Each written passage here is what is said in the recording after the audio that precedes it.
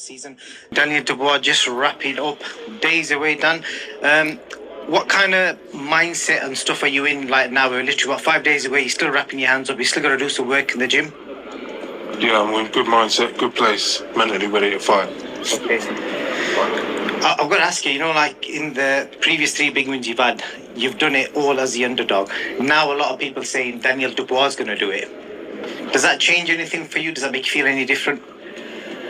No, just the same motivation, same mindset. Yeah. Okay. Joseph Parker, it's weird because I think in the initial, when the fight got announced, nobody expected any sort of animosity. Everyone thought it'd be quite friendly, but this is turning out to be quite an intense, sort of build-up. And I saw at the Ring magazine, he tried shaking your hands and he kept it professional. He said, I ain't shaking your hand. We'll do it after the fight.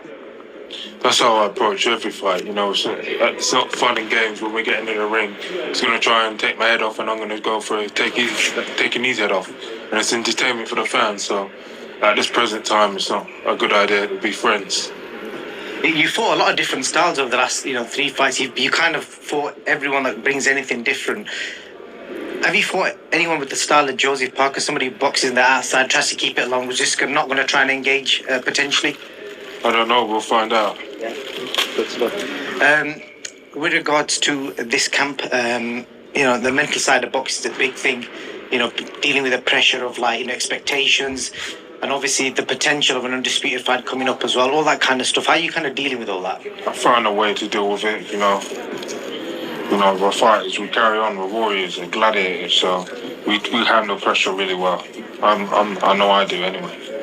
How does Daniel Dubois switch off from all this sort of stuff? Because surely, when you walk away from the gym, even though you're in fight mode, there must be times where you're thinking, let's just switch off from boxing. It's fight week, so right now I'm just locked in. It's only a couple of days, couple hours even. So let's get it on. Let's entertain the fans. Entertain them.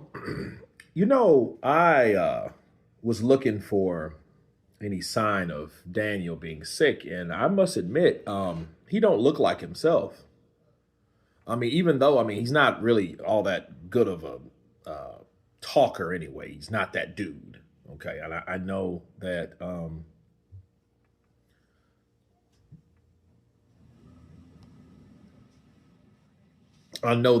he has his moments where he would rather not talk. He's a fighter, not a talker, right? But his voice did sound a little raspy, and this is the last interview that he had.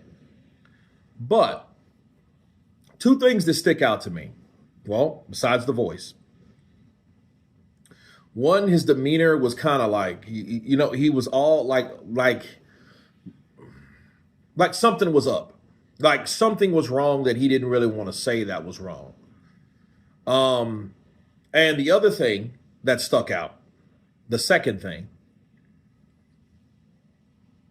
was what he was saying, like, hey, I'm pressure. I'm built different. I'm built different. That's what fighters do. We handle pressure real good.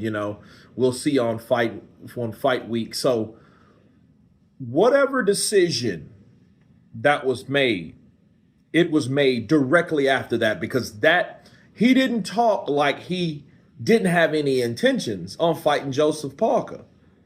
He was still wrapping his gloves up. Nobody does that if he knows that I'm not even going to fight. No.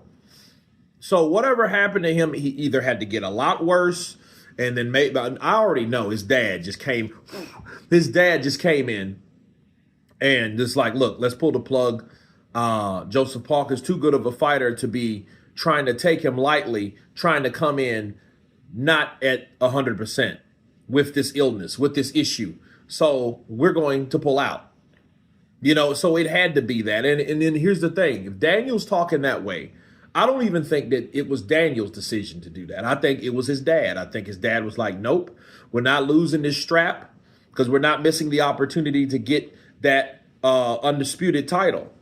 You know what I mean? So if you knew there was some type of opportunity, which Usyk I believe he'll still be there ringside, right? But he was coming there ringside to see who the winner was, and he was going to fight the winner of Joseph Parker and Danny Dubois. Danny Dubois pulls out his team. or whatever. He's not fighting. So will Alexander Usyk still be there? I don't know.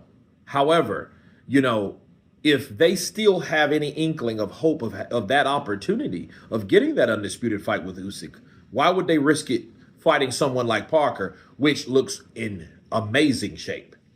Okay?